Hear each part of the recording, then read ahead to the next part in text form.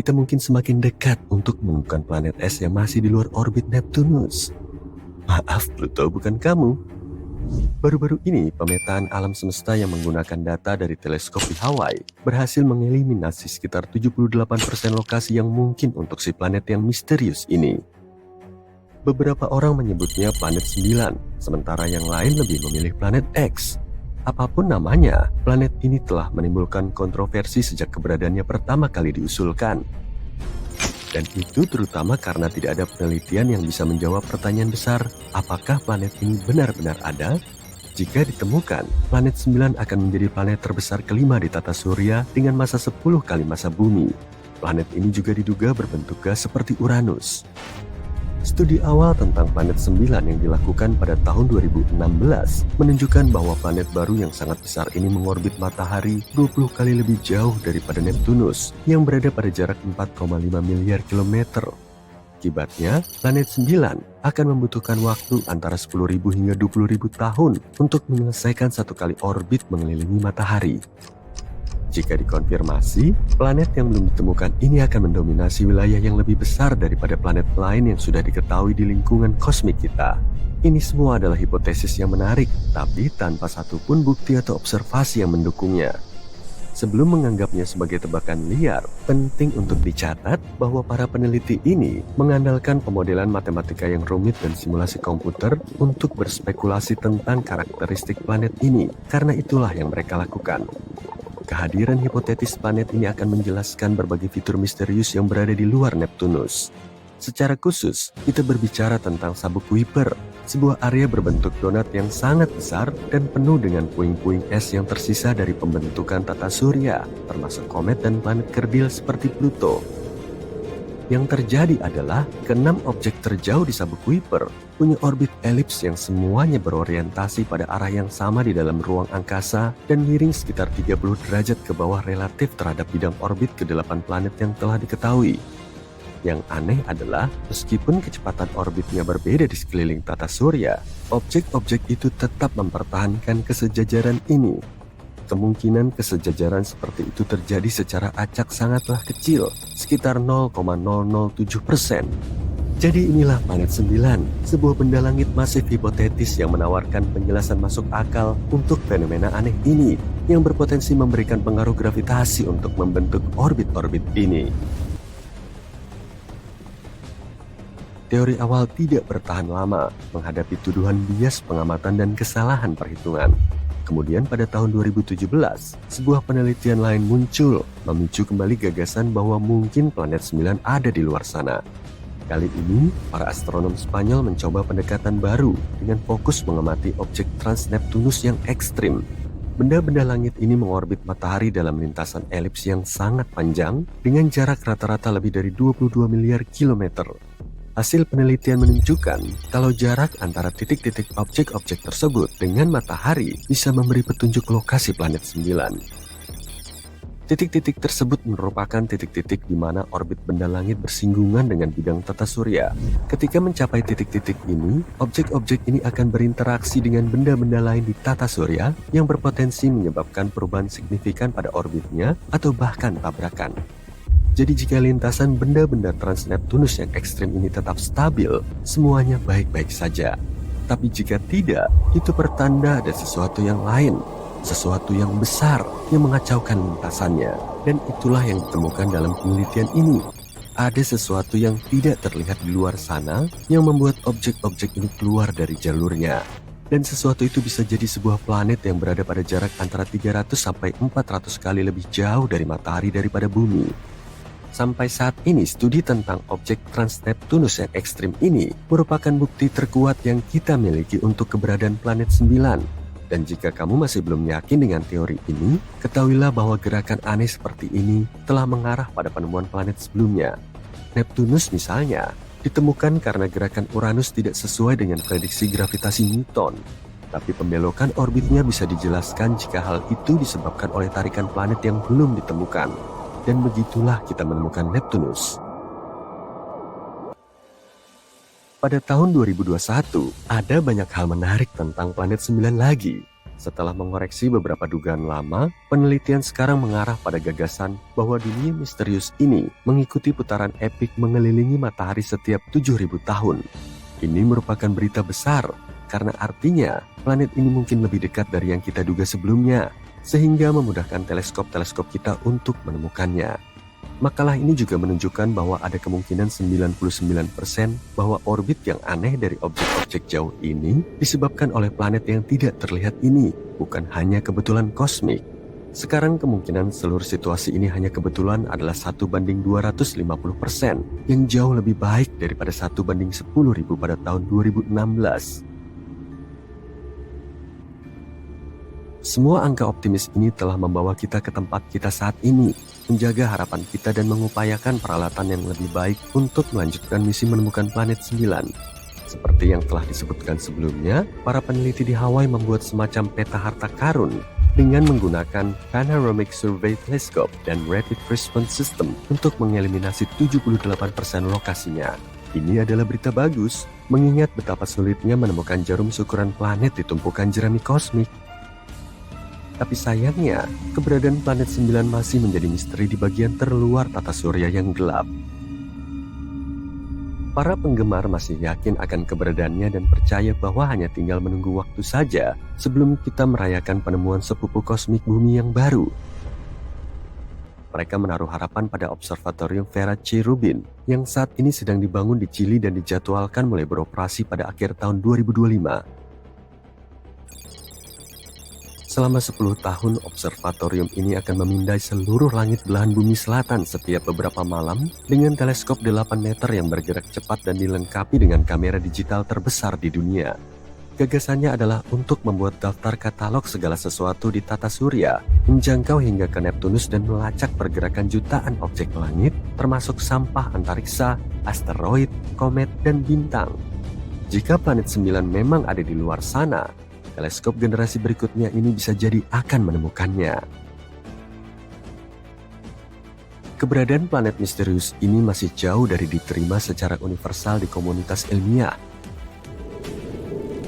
Hal ini dikarenakan planet 9 bukanlah satu-satunya penjelasan untuk fenomena aneh yang terjadi di luar Neptunus. Salah satu teori menyatakan bahwa sekelompok objek jauh seperti planet Katai, komet, dan bulan mungkin secara kolektif mempengaruhi orbit objek-objek trans-Neptunus yang ekstrim. Sebagian lagi percaya kalau lubang hitam ada di balik semua ini.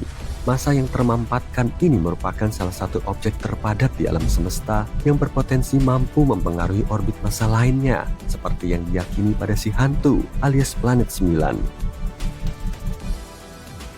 Perspektif lain yang lebih berani menunjukkan bahwa pemahaman kita saat ini tentang hukum gravitasi memiliki kekurangan, tidak lengkap sebenarnya.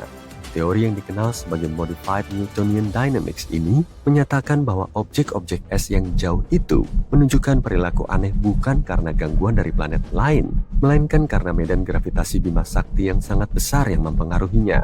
Namun, para pendukung teori ini pun mengakui bahwa masih terlalu dini untuk menarik kesimpulan yang pasti dan masih diperlukan penelitian yang lebih luas. Sementara kita terus mencari planet 9, beberapa astronom telah melangkah lebih jauh dengan menduga keberadaan planet 10. Planet ini memiliki massa dan ukuran seperti Mars atau Bumi dan terletak di tepi sabuk Kuiper. Masalahnya jika si terduga planet 10 ini memang sekecil yang diyakini para ilmuwan, ia mungkin tidak memiliki gravitasi yang cukup untuk membersihkan orbitnya dari puing-puing.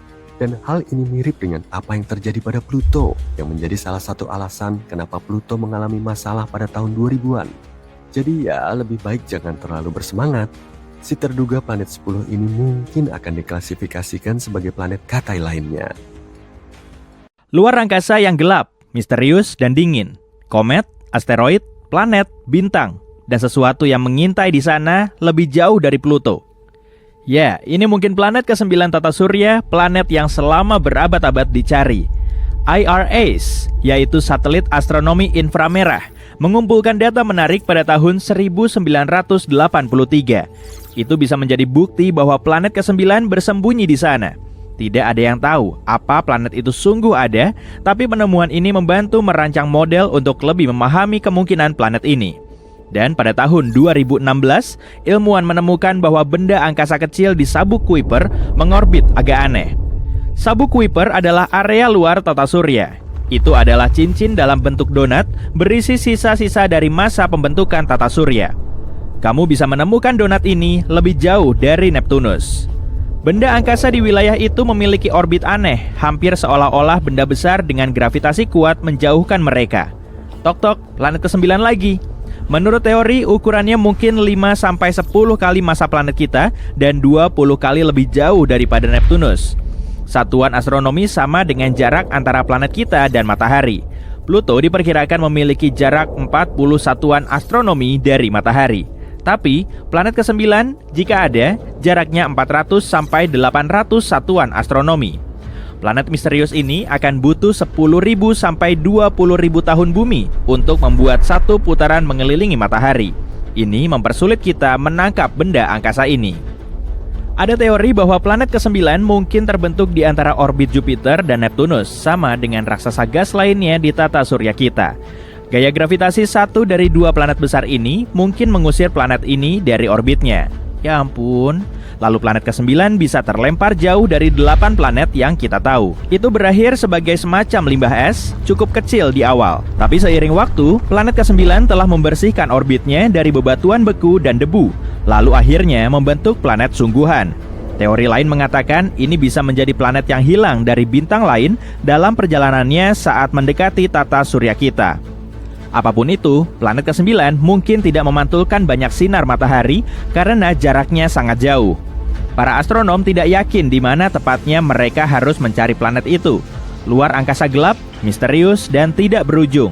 Tentu saja, tapi jika kita menemukan planet ke-9, itu akan menjadi bukti kuat pertama bahwa ada lebih banyak planet di tata surya kita. Beralih ke eksoplanet menarik yang jaraknya hanya 90 tahun cahaya dari kita. Eksoplanet adalah planet yang letaknya di luar tata surya. Planet ini memiliki atmosfer dengan awan air. 1 tahun di sana adalah 24 hari di bumi, dan planet ini berputar mengelilingi bintang Katai Merah yang jauh lebih redup dan kecil daripada matahari kita. Itu sebabnya, meskipun planet ini 8 kali lebih dekat dengan bintangnya daripada kita dengan matahari, suhu di sana mirip dengan suhu di bumi. Eksoplanet ini memiliki ukuran yang sama dengan Neptunus. Planet ini juga tidak begitu padat. Artinya, planet ini sebagian besar terbuat dari gas, tidak seperti bumi yang terbuat dari batu. Suhu rata-rata di sana adalah 60 derajat Celcius, sehingga menjadikannya salah satu eksoplanet kecil terdingin yang pernah kita temui. Semakin dingin eksoplanet, semakin besar peluang kita akan menemukan awan di atmosfernya. Para peneliti telah menemukan lebih dari 4.000 eksoplanet, tapi semuanya ditemukan di dalam Bima Sakti, setidaknya sampai sekarang. Untuk kali pertama, para astronom menemukan sebuah planet di luar galaksi kita. Planet itu disebut 5M1 ULS-1. Planet ini berada di galaksi pusaran, galaksi spiral yang jaraknya 28 juta tahun cahaya dari kita. Pernah ada bintang besar tapi cukup muda yang terjebak dalam tarian gravitasi dengan sesuatu yang bisa menjadi bintang neutron padat, inti runtuh dari bintang raksasa atau lubang hitam. Pasangan tari bintang itu memiliki gravitasi yang sangat kuat. Pasangan itu memakan si bintang dengan rakus mengoyak plasmanya. Lalu hal tak biasa terjadi. Objek asing, mungkin seukuran Saturnus, melintas dan menghalangi konfrontasi ini dari tata surya kita. Sekarang, tidak ada yang bisa melihat apa yang terjadi. Tapi ini mungkin bisa menjadi planet terjauh yang pernah kita temukan. Ada sebuah planet yang baru ditemukan di luar tata surya. Ukurannya sebesar Jupiter. Planet ini mengorbit 2 bintang. Dan seperti yang bisa kita amati dari planet kita, planet ini melintas di depan kedua bintang itu. Satu putaran penuh mengelilingi 2 bintang ini artinya 1 tahun. Kira-kira butuh 200 hari bumi. Pada hari penemuan planet sebelumnya, para ilmuwan juga menemukan planet itu memiliki pendamping tak biasa. Itu adalah Jupiter superpanas dengan orbit sangat ketat mengelilingi bintangnya. 1 tahun di sana hanya berlangsung selama 1,9 hari bumi. Planet ini memiliki orbit berbentuk aneh. Planet ini juga bergerak dalam arah berlawanan dari rotasi bintangnya. Jika kamu bisa menjelajah sejauh 57 tahun cahaya dari planet kita, kamu akan melihat sesuatu berwarna merah muda mengintai di kegelapan. Semakin dekat, itu semakin besar dan menarik. Ya, itu adalah planet berwarna magenta. Jaraknya beberapa miliar kilometer dari mataharinya. Ini adalah salah satu planet termuda yang pernah ditemukan ilmuwan. Umurnya hanya 100 sampai 200 juta tahun. Planet ini terbuat dari gas merah muda, sama dengan Jupiter. Jadi, jika kamu bisa mendekati permukaannya, gas ini akan menyelimutimu seperti kabut tebal. Jika kamu mendekat dan masuk lebih dalam, gas ini akan menjadi lebih gelap dan berwarna kemerahan. Lihat inti planetnya, itu super panas. Karena suhunya yang mencapai 240 derajat Celcius, planet ini seperti oven. Panasnya adalah penyebab planet ini bersinar terang. Kamu juga melihat langit berwarna merah muda pudar dengan awan yang terbuat dari tetesan air beku, mirip dengan awan kita. Ada sebuah eksoplanet yang ukurannya separuh bumi. Itu merupakan salah satu planet terkecil yang pernah kita temukan di luar tata surya. Diameternya 9.000 km. Sebagai perbandingan, diameter bumi adalah 12.700 km. Planet ini sebagian besar terbuat dari besi, mirip dengan Merkurius. Merkurius memiliki inti besi yang besar dan kerak yang sangat tipis, sehingga membuatnya unik di tata surya. Pada masa-masa awalnya, planet ini menabrak benda angkasa setidaknya sekali. Tabrakan itu menarik lapisan luarnya. Itu sebabnya hanya inti besinya yang keras yang tersisa. Mungkin eksoplanet kecil ini mengalami tabrakan besar juga. Mungkin itu sebabnya mantel planet ini hilang dan menyisakan sebagian besar inti besinya. Atau mungkin ini hanya sisa planet gas yang dulunya seukuran Neptunus. Atmosfer planet ini mungkin hancur karena jumlah radiasi besar dari bintangnya. Planet ini hanya berjarak 31 tahun cahaya dari kita, dan hari di sana kurang dari 8 jam bumi. Planet ini hanya sedikit lebih besar daripada Mars. Manusia tidak akan menghuni tempat itu karena suhu ekstrimnya yang mencapai 1.500 derajat Celcius. Mungkin saja ada lava cair di sisi planet yang menghadap bintangnya. Suhu itu cukup tinggi untuk melenyapkan atmosfer apapun. Jadi, planet ini mungkin pernah memilikinya dulu. Biasanya, raksasa gas seperti Jupiter tidak dihuni karena memiliki kondisi cuaca, suhu, dan tekanan ekstrim. Dan tidak ada bangunan yang bisa menciptakan kehidupan. Tapi planet terestrial lebih kecil, seperti bumi, memiliki lebih banyak bahan-bahan kunci seperti oksigen dan air cair. Selain itu, planet terestrial memiliki suhu lebih dingin dan kondisi lain. Namun, tentu saja tidak semua planet terestrial bisa dihuni. Tidak mudah mencari planet dengan kondisi yang mirip bumi, atau setidaknya kondisi yang akan memungkinkan hidup berkembang di sana. Tapi inilah Kepler-22b, salah satu temuan paling menjanjikan kita. Jaraknya 600 tahun cahaya dari kita, ukurannya 2 kali lebih besar dari bumi, dan dengan suhu sekitar 22 derajat Celcius. Planet ini disebut bumi super. Ini kategori planet yang tidak seperti planet di tata surya. Ukurannya lebih besar daripada bumi, tapi masih lebih ringan daripada raksasa es seperti Uranus atau Neptunus. Bumi super bisa terbuat dari batu, gas, atau campuran keduanya. Kepler-22b berada dalam zona laik huni bintang induknya yang tidak lebih terang daripada matahari. Planet ini mungkin memiliki inti berbatu. Ini mungkin memiliki laut, tapi tidak menampung kehidupan apapun. Setidaknya, kita belum tahu tentang itu. Ketika kamu meledakkan planet, segalanya menjadi merah, panas membara. Atmosfer sirna, segalanya beterbangan, semuanya hancur. Dunia menjadi lebih cerah dibanding belasan matahari. Kamu memejamkan mata dan menutup telinga. Rambutmu berdiri tegak, kekuatan ledakan kosmis ini terasa menakutkan.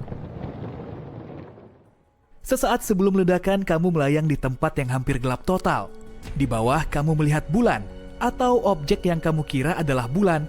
Permukaan bola berwarna terang ini tampak tidak rata, dengan kawah yang ditinggalkan oleh meteorit. Kamu melihat bukit curam besar, membentang berkilo-kilometer. Ini Merkurius, dan sekarang kamu akan meledakkannya. Seolah dalam gerakan lambat, kamu menyaksikan planet ini hancur berkeping-keping. Kemudian, dalam sekejap mata, kamu melihat sekumpulan puing mendekatimu. Pertama, bongkahan bebatuan besar. Inilah yang tersisa dari kerak padat dan mantel berbatu Merkurius. Bentuk dan struktur puing-puing yang terbang ke arahmu berubah. Kini semuanya terlihat cair seperti percikan air raksa. Itu inti metalik planet Merkurius yang hancur. Inti cair ini mengambil 85% volume Merkurius. Dan akhirnya, ledakan dan bongkahan padat datang lagi. Inilah inti planet padatnya. Saking kuatnya, ledakan ini menggeser orbit bumi.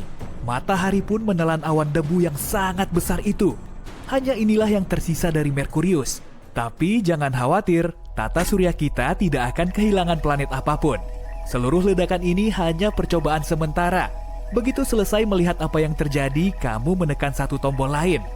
Dan planet yang hancur tadi kembali menyatu, seolah kamu menekan tombol rewind. Kamu mendekati planet berikutnya. Permukaannya tersembunyi di bawah atmosfer super padat yang terbuat dari karbon dioksida. Jika ingin mendarat di Venus, kamu harus menembus awan asam sulfat tebal.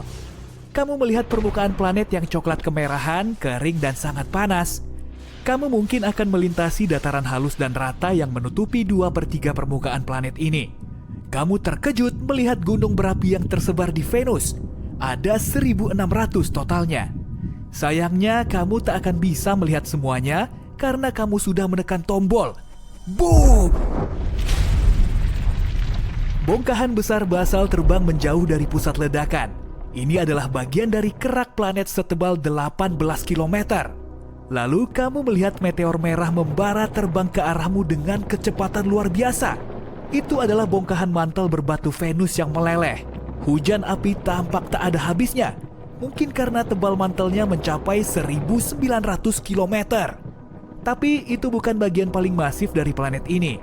Kekuatan ledakan memecah inti besi metalik Venus. Tadinya ukuran inti planet ini 2 kali lipat mantelnya. Kamu mencapai sang planet marmer biru, planet rumahmu. Bagaimana bentuk bumi yang hancur jika dilihat dari luar angkasa?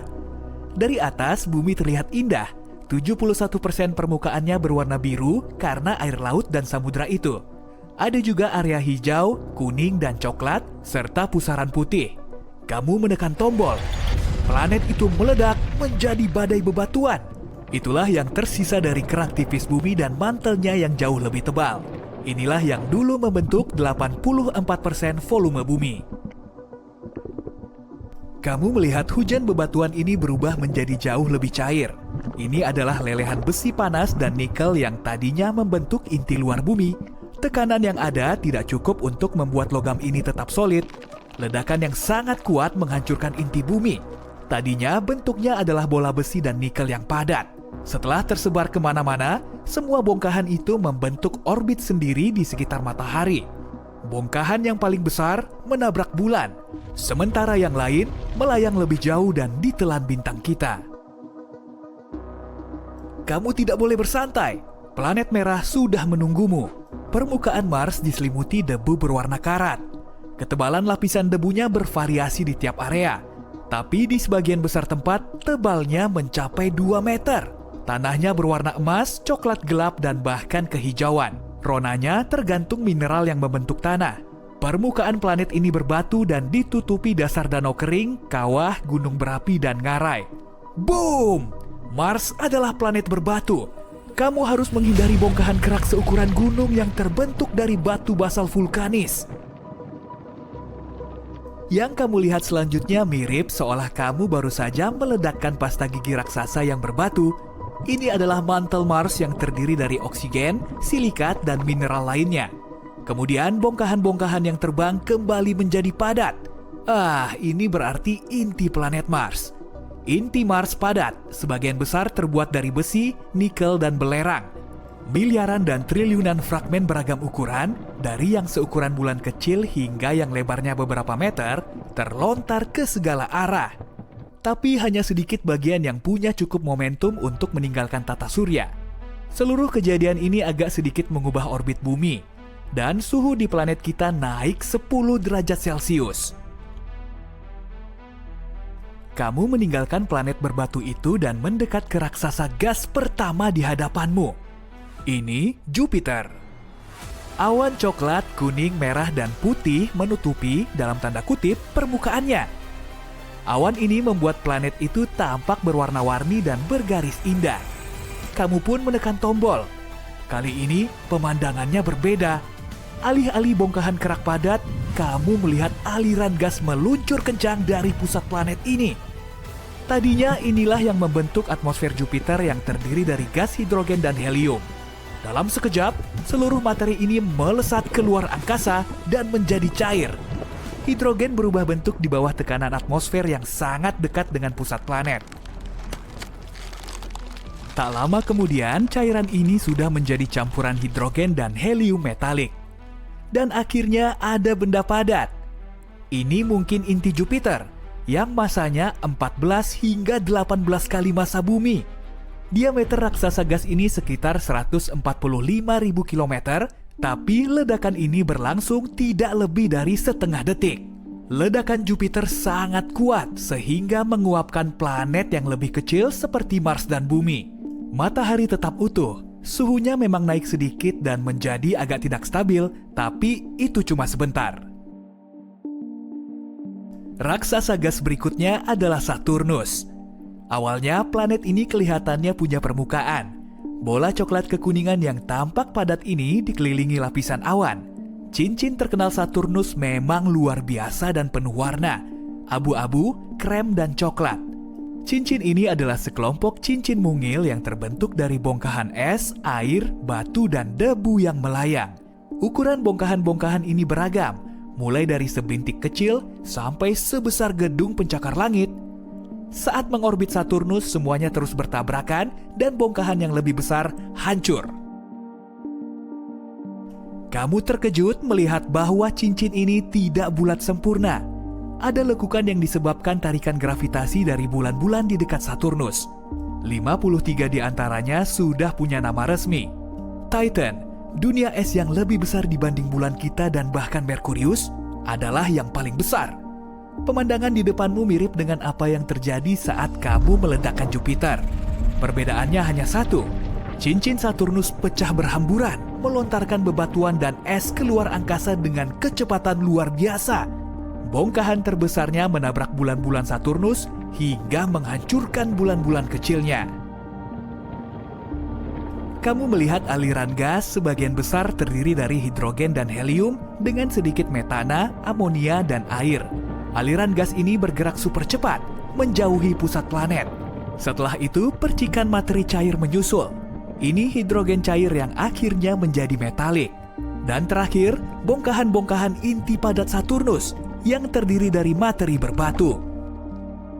Kamu kini melihat bola biru kehijauan yang indah sang raksasa es, Uranus. Planet ini punya warna yang unik saat cahaya matahari terpantul oleh permukaannya. Selain itu, sebagian besar atmosfer Uranus adalah hidrogen dan helium dengan sedikit gas metana yang menyerap cahaya merah. Mari lanjutkan. Boom! Kali ini ada gumpalan es besar yang meluncur ke arahmu terlebih dahulu. Tadinya ini merupakan bagian dari mantel es Uranus yang membentuk 80% volume planet ini. Tapi, kenapa es ini terlihat cair? Di Uranus, cairan beku tidak padat seperti di bumi. Es adalah cairan padat yang terbuat dari air, es amonia, dan metana. Ini sering disebut samudra amonia air. Setelah hujan es yang aneh ini, kamu melihat bongkahan padat dari inti bebatuan planet ini. Tadinya ukurannya kecil, tidak lebih dari setengah massa bumi. Beberapa bulan Uranus ikut hancur dalam ledakan, dan beberapa bahkan terlempar dari tata surya. Ledakan itu juga sedikit menggeser orbit Neptunus. Dan kamu sampai di planet terakhir dalam perjalananmu, Neptunus. Warnanya terlihat biru karena lapisan gas yang berputar-putar dan awan permanen. Tidak perlu berlama-lama, boom! Permukaan planet ini tidak padat sehingga setelah menekan tombol, kamu melihat mantel cair Neptunus meledak. Mirip balon berisi air yang dilempar dari lantai 50. Ledakan ini mengirim percikan air, amonia, dan es menjauh keluar angkasa. Kemudian sisa-sisa lava dari mantel Neptunus mengikuti. Tadinya mantel ini cair, panas membara, dan kaya metana, amonia, serta air. Inilah sisa dari inti padat Neptunus yang terbuat dari besi dan logam lainnya.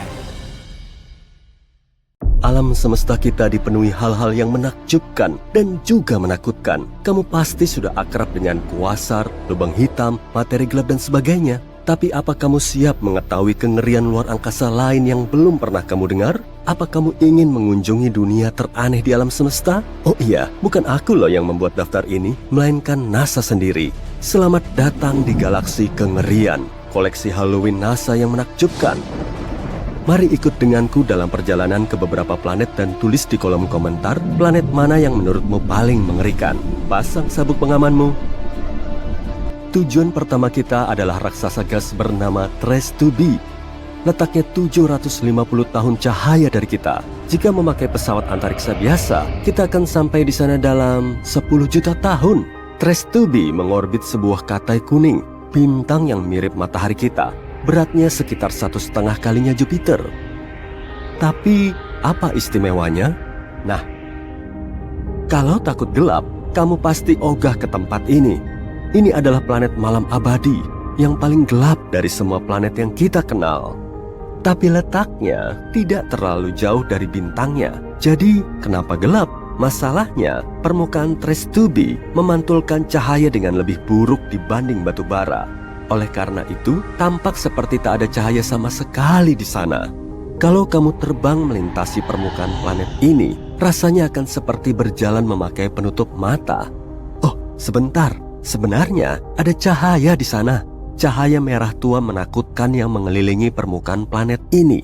Cahaya ini diciptakan oleh atmosfer yang terbakar, yang membuat Trace 2B menjadi planet panas. Udara di sana bahkan lebih panas daripada lava. Oh, tapi kalau kamu kira itu sudah seram, biar kutunjukkan tempat berikutnya dalam perjalanan horor kita. NASA pun agak blak-blakan saat menamai planet ini. Tempat selanjutnya bukan cuma satu planet, melainkan 3 sekaligus. Letaknya juga lumayan jauh, 2300 tahun cahaya dari matahari. Kita bisa sampai sana naik pesawat dalam waktu sekitar 35 juta tahun. Ketiga planet ini berada di konstelasi Virgo dan ketiganya sangat ringan, jauh lebih ringan daripada bumi. Ketiga eksoplanet ini dinamai Poltergeist, Draugr, dan Phobetor. Keren juga ya, alasannya adalah masing-masing planet ini akan segera menjadi hantu. Masalahnya, mereka tidak mengitari bintang, melainkan mengitari pulsar. Pulsar adalah bintang neutron yang berputar dengan medan magnet yang sangat kuat. Simpelnya, ini adalah bintang yang kelak akan meledak. Setelah meledak, pulsar biasanya memancarkan pulsa yang sangat kuat sehingga menyebabkan bintang berputar dengan kecepatan tak terbayangkan, yaitu beberapa ribu putaran per detik. Pada saat yang sama, pulsar terus memancarkan pulsar elektromagnetik yang memengaruhi apa saja di sekitarnya. Jadi kamu mungkin sudah menebak apa yang akan terjadi pada planet-planet zombie kita. Mereka secara perlahan dan bertahap dihancurkan di bawah pengaruh radiasi yang sangat besar. Suatu hari, planet-planet itu akan menghilang tanpa jejak. Planet mirip hantu yang mengorbit bintang mayat hidup. Yap, dunia zombie adalah nama yang cocok untuk mereka. Tak heran kalau para ilmuwan menjuluki pulsar ini sebagai Lich. Meski nama resminya agak panjang, tapi paling enggak ketiga planet ini tetap setia bersama sampai akhir. Nama planet ini panjang sekali. Siap-siap ya. HD 189733b. Jarak raksasa gas ini 65 tahun cahaya dari kita. Kita akan butuh waktu sekitar 1 juta tahun untuk sampai ke sana naik pesawat antariksa. HD, apa ya tadi? Planet ini sedikit lebih besar dari Jupiter dan mengorbit bintangnya, sebuah katai oranye, sendirian. Sepintas, planet ini mungkin tampak ramah. Warna birunya indah dan beberapa lingkaran di permukaannya. Agak mirip langit musim panas atau busa di atas ombak laut, kan? Hoho, penampilan emang bisa menipu ya. Planet ini punya warna biru kobalt yang cantik karena atmosfernya yang berkabut dan terbakar. Atmosfer ini mengandung silikat yang mengembun saat dipanaskan. Dengan kata lain, awan di planet ini menurunkan hujan yang terbuat dari kaca. Ya, di sini hujan pecahan kaca panas. Oh, dan kalau belum cukup, ada angin kencang di permukaannya yang bergerak dengan kecepatan 8.690 km per jam. Sebagai perbandingan, angin tercepat di bumi punya kecepatan 408 km per jam, sekitar 20 kali lebih lemah. Dan oleh karena itu, ratusan ribu pecahan kaca meluncur secara horizontal melintasi permukaan planet ini dengan kecepatan yang sangat tinggi. Buat kalian yang mau mendarat di sini, silakan turun dulu. Oh iya, hujan aneh di sini bukan satu-satunya di alam semesta kita. Misalnya, ada hujan besi cair di planet Timidium. Atau apa yang disebut planet karbon. Keberadaannya belum terbukti, tapi jika memang ada, akan ada bertonton awan hitam beracun. Dan akan turun hujan bensin murni serta aspal cair panas di sana. Oh, selain itu, tetesan air hujan ini akan meledak saat menyentuh permukaan. Lanjut aja ya. Nah, planet berikutnya amat sangat aneh nih. Bukan cuma berputar di sekitar bintangnya, planet ini hidup di dalam bintangnya. Keajaiban kosmik ini dinamai KOI 55b atau Kepler 70b. Planet ini sangat jauh dari kita, yaitu 4.000 tahun cahaya. Akan butuh waktu 70 juta tahun naik pesawat antariksa untuk ke sana. Masanya 2 kali lebih ringan dari bumi dan berputar penuh di sekitar bintangnya hanya dalam beberapa jam. Dahulu kala, ini adalah planet mirip bumi biasa seukuran Jupiter yang dengan damai dan tenang mengorbit bintang Katai merahnya, KOI 55. Tapi semuanya berubah sekitar 700 juta tahun lalu. Mungkin kamu pernah mendengar bahwa dalam beberapa miliar tahun, matahari kita akan mulai mengembang menjadi bintang besar, menyerap segala sesuatu yang dilaluinya. Nah, beginilah nasib Katai merah. Cepat atau lambat, besarnya bertambah, berubah menjadi raksasa biru yang sangat panas. Hal yang sama terjadi pada KOI 55. Bintang ini mulai bertambah besar dan memanas. Secara bertahap berubah menjadi raksasa biru putih. Bintang ini siap untuk melahap planet-planet terdekatnya. Tapi KOI 55b tidak peduli. Saat bintang itu mencapainya, planet ini hanya menetap di dalamnya. Dan bukan cuma itu, selang beberapa saat, dia meninggalkan bintangnya, kembali ke orbit baru. Mustahil banget kan? Kehidupan di dalam bintangnya mengubah KOI 55b menjadi batu bundar yang sangat panas. Ini adalah salah satu planet terpanas yang kita temukan sejauh ini. Suhu di sana mencapai 6.650 derajat Celcius. Lebih panas daripada matahari yang, kalau boleh kuingatkan, merupakan bintang sebenarnya. Dan entah kenapa, planet itu masih hidup seolah tidak terjadi apa-apa. Sayangnya, cepat atau lambat, planet ini akan hilang juga. Perlahan, planet ini menguap sendiri karena atmosfer panasnya. Tapi tetap saja, entah bagaimana, planet ini berhasil bertahan dalam perjalanan menembus bintang yang sangat berbeda dibanding planet pada umumnya. Aku iri sama tekad hidupnya. Namun, tidak semua planet seberuntung ini. Beberapa secara bertahap dihancurkan oleh bintang mereka. Dan bahkan, ada pula seluruh sistem tata surya yang hancur. Planet terakhir ini adalah penyendiri yang menyedihkan. Letaknya 870 tahun cahaya dari kita. Perjalanan naik pesawat antariksa ke sana akan memakan waktu sekitar 25 juta tahun. Planet ini sekitar 1,5 kali lebih besar dari Jupiter. Ini adalah planet yang sangat kelam dan gelap. Raksasa gas terkutuk yang sangat mirip dengan Jupiter panas, yang mengorbit bintangnya sendirian. Pada saat yang sama, planet ini terletak sangat dekat dengan bintangnya, sehingga periode orbitnya hanya memakan waktu 1 hari. Tentu saja, karena kedekatan ini, bintangnya secara bertahap menyerap WASP-12b. Panas terik bintang tersebut perlahan menghancurkan dan melahap atmosfer planet ini. Planet ini cuma punya waktu hidup sekitar 10 juta tahun lagi. Tapi yang lebih menarik lagi, karena penarikan ini, WASP-12b berbentuk telur. Bentuknya bahkan tidak mirip planet lagi. Planet ini juga sangat panas. Suhu permukaan raksasa gas ini mencapai 2204 derajat Celcius. Selain itu, sebuah spektrograf asal kosmik atau yang disingkat COS menemukan bahwa planet ini bertukar materi dengan bintangnya. Karena keduanya sangat dekat, mereka saling memberikan secuil unsur kimianya. Ini adalah fenomena yang umum dalam sistem bintang biner berjarak dekat. Tapi ini adalah kali pertama para ilmuwan melihatnya dalam hubungan antara bintang planet. Sungguh sistem yang unik. Jujur saja, kalau keamananku dijamin seutuhnya, aku mau sekali mengunjungi beberapa planet barusan. Kalau kamu, gimana? Tulis pendapatmu di kolom komentar ya.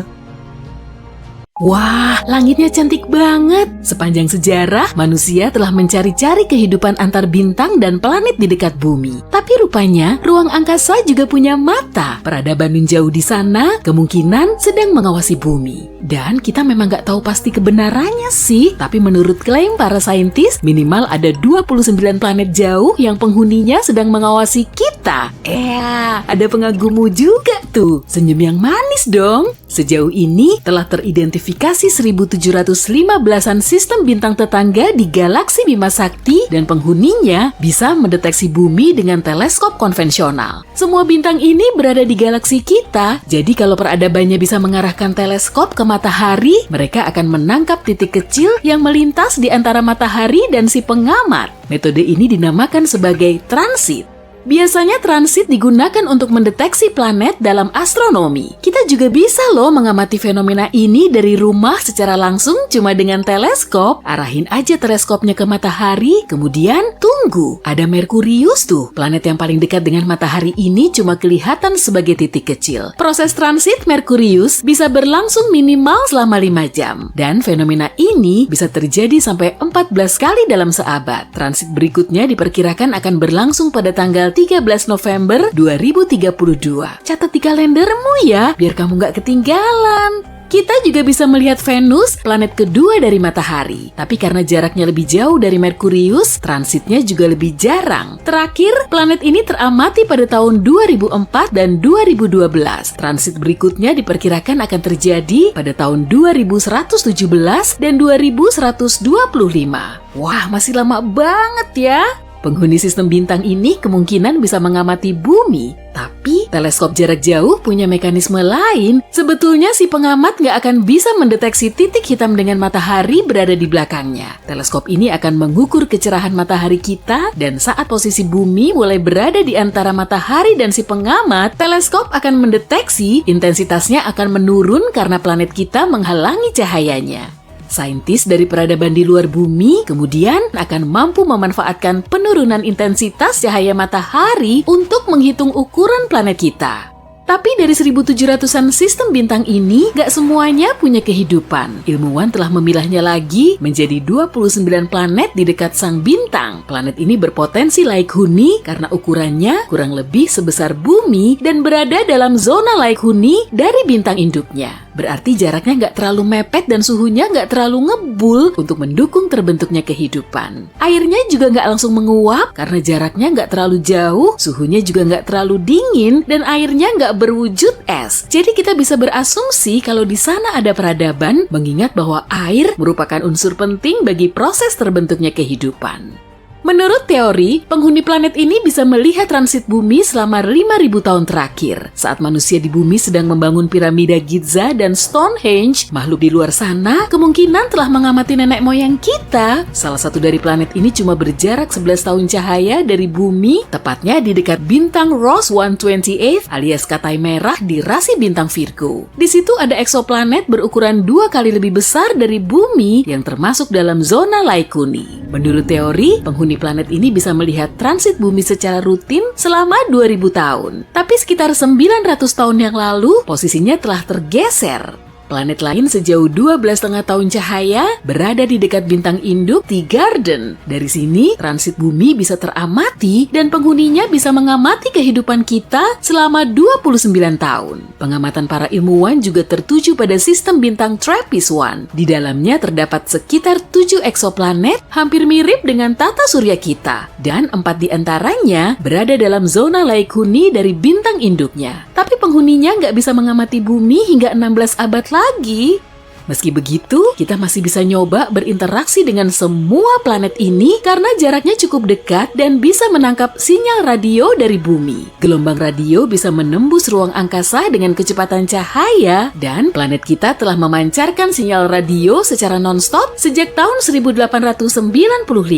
Jadi, bumi kita sangat bising dengan spektrum radionya. Kalau ada planet yang dihuni peradaban cerdas dalam jarak 125 tahun cahaya, sinyal radio kita pasti sudah sudah sampai di tujuan. Tapi masalahnya, kita juga perlu nunggu hampir selama itu untuk mendapat balasannya. Belum lagi, mereka cuma memanfaatkan sinyal radio dalam waktu yang relatif pendek. Saat ini pun, kita lebih banyak memakai Bluetooth dan serat optik daripada radio, kecuali untuk laporan lalu lintas. Lama-lama semua sinyal radio ini juga akan lenyap. Peradaban di luar bumi yang menggunakan komunikasi radio pasti memiliki teknologi maju. Tapi bisa juga kehidupan di luar angkasa sana jauh berlainan dari asumsi kita. Sinyal radio sudah sampai di planet tersebut, tapi penghuninya nggak bisa menerimanya. Dan saat mereka bikin antena untuk menerima sinyal radio kita malah sudah nggak memancarkannya lagi. Meski begitu, para ilmuwan terus berupaya untuk mengirim sinyal radio terenkripsi ke ruang angkasa agar bisa berkomunikasi dengan peradaban di luar bumi. Pada tahun 1974,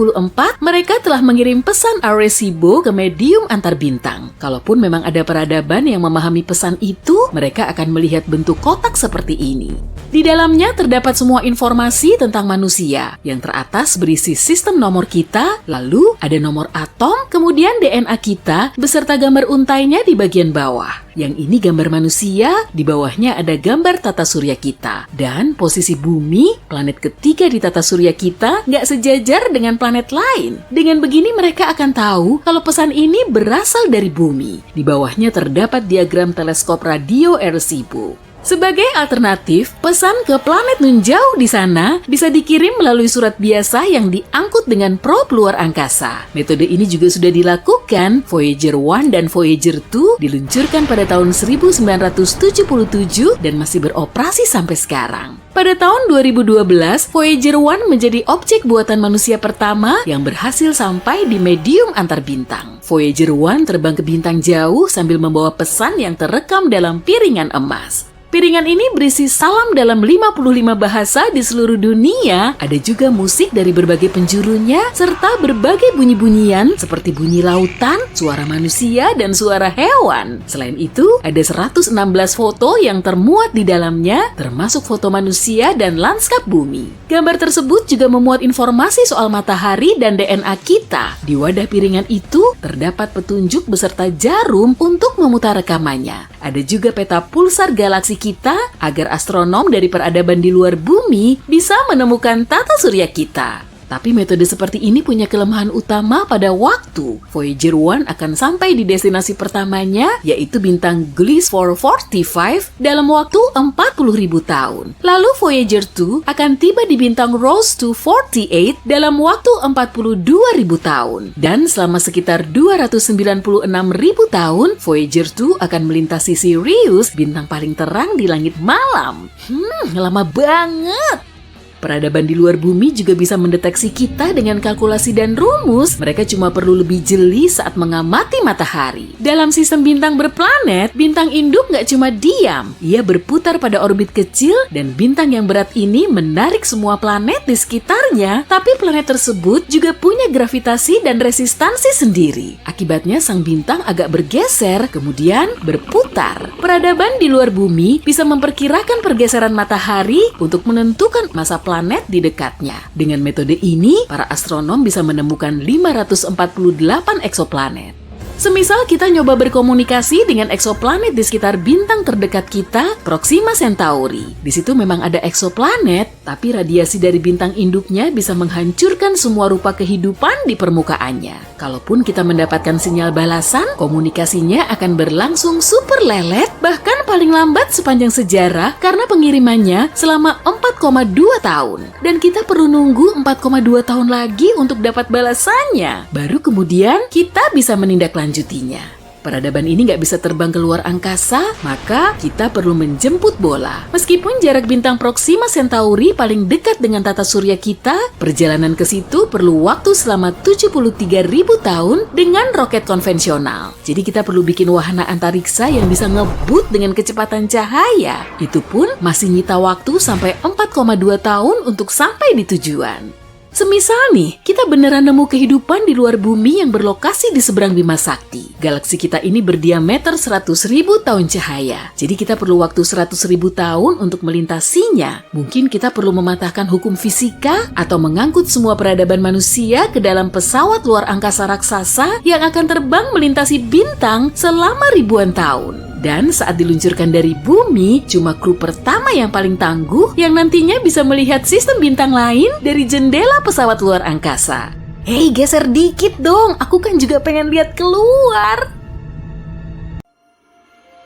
Ilmuwan kita sudah terlalu ngotot untuk mencari bukti kehidupan di Mars saja, padahal planet lain pun ada loh yang bisa dieksplorasi. Jaraknya terjauh ke-6 dari matahari dan ukurannya terbesar kedua di tata surya kita. Bisa kamu lihat planet bongsor di belakang Jupiter itu? Bener banget, Saturnus, atau sering juga disebut sebagai permata tata surya.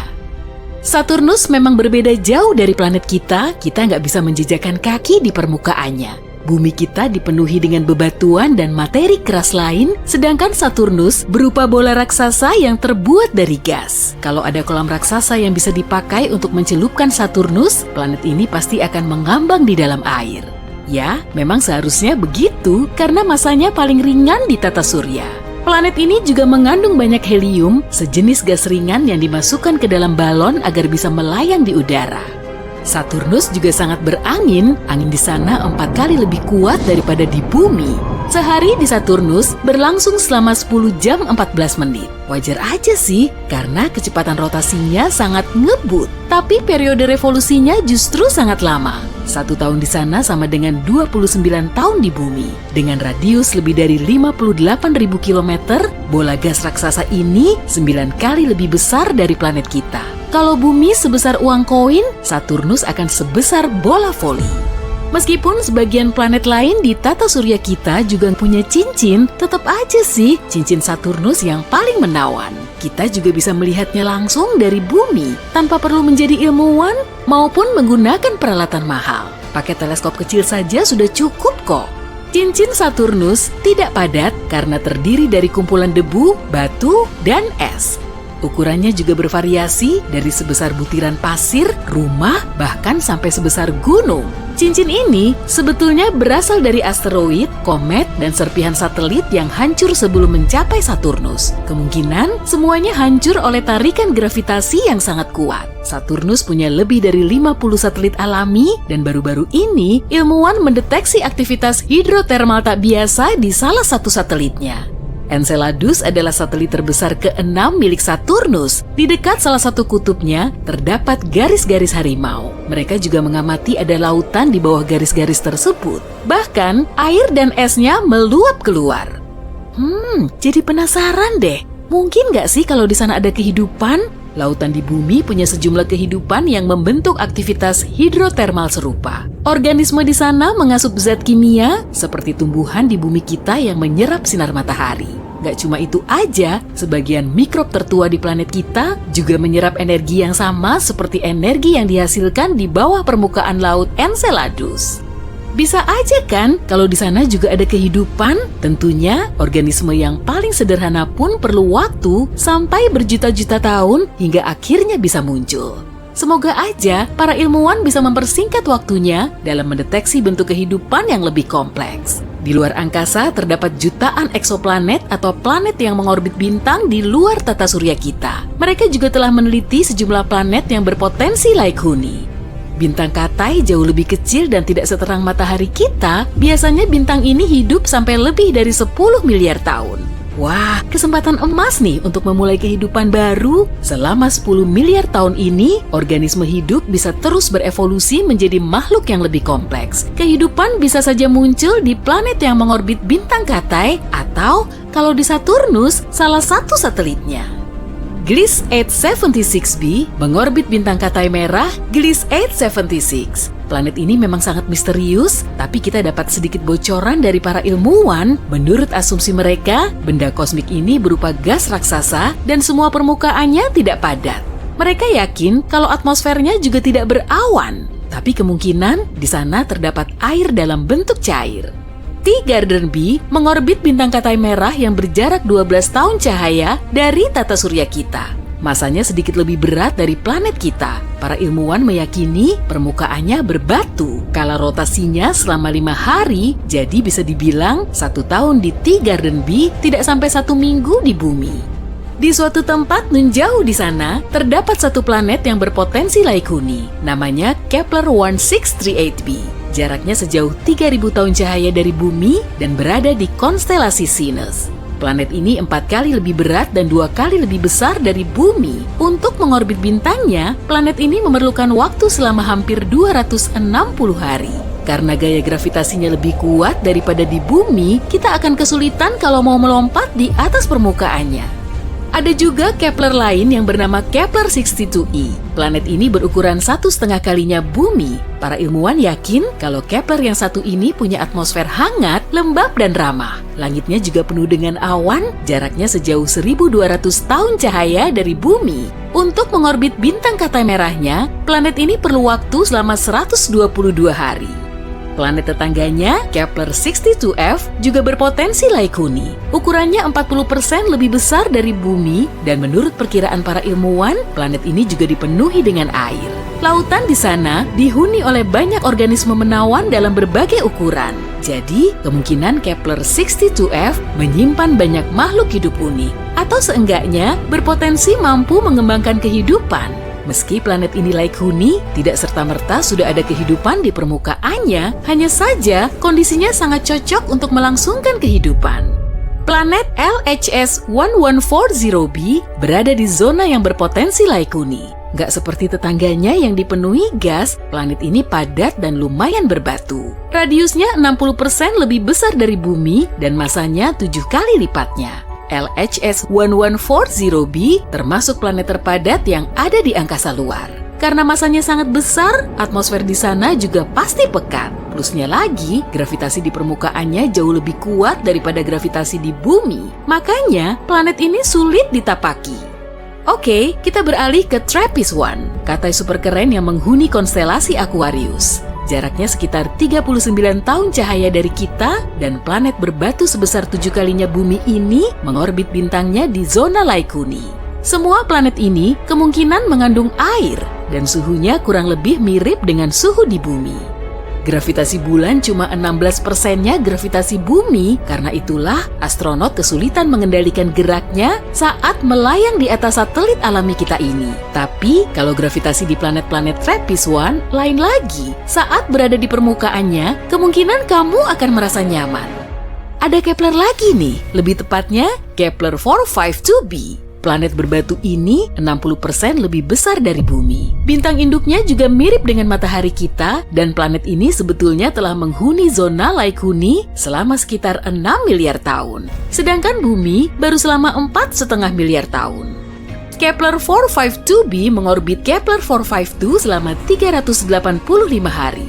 Meski suhunya sama dengan matahari kita, bintang ini 20% lebih terang. Seluruh sistemnya sangat jauh dari tata surya kita. Kalau mau terbang ke sana, siapin waktumu selama 28 juta tahun ya. Selanjutnya, ada KOE 7711.01. Benda kosmik yang bikin penasaran ini berjarak 1.700 tahun cahaya dari kita. Ukurannya cuma 30% lebih besar dari bumi. Intensitas panas yang diterimanya juga hampir sama dengan panas matahari yang diterima bumi. Suatu saat nanti, manusia akan berkoloni di galaksi. Kita juga mungkin akan mencari planet lain sebagai tempat tinggal yang baru. Pastinya kita harus menempuh perjalanan yang sangat panjang. Bisa aja kan, kita juga akan mencapai Proxima Centauri. Bintang terdekat bumi ini punya sejumlah planet yang mungkin bisa kita huni. Sama seperti Proxima Centauri b. Jaraknya kelihatannya nggak terlalu jauh, cuma sekitar 4 tahun cahaya dari bumi, tapi sebetulnya sih jauh banget. Bisa memakan waktu sampai 6.300 tahun untuk sampai ke tujuan. Itu pun dengan teknologi canggih yang dipakai di zaman now. Perjalanan sejauh itu perlu banyak generasi, bahkan bisa memakan waktu lebih lama lagi, hingga akhirnya kita bisa menghuni dunia baru. Umat manusia perlu lahir dan dibesarkan di pesawat luar angkasa, harus menjalani kehidupan di dalamnya, tanpa melihat bumi atau planet tujuannya. Gak ada pepohonan, pegunungan, atau sungai, tapi cuma ada kegelapan dan kehampaan galaksi yang terbentang luas. Mereka nggak akan bisa menyusuri jalanan asing yang terlihat, menghirup udaranya, atau merasakan hembusan angin secara langsung.